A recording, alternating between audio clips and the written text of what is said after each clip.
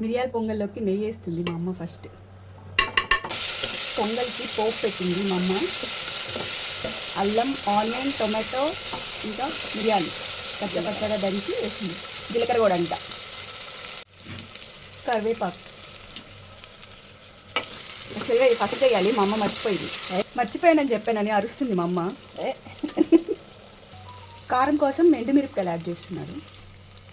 Salt. ఈ water బాగా మరిగిన తర్వాత బియ్యం వేసేసుకోవాలి. ఆల్రెడీ పప్పు ఉడికిపోయింది.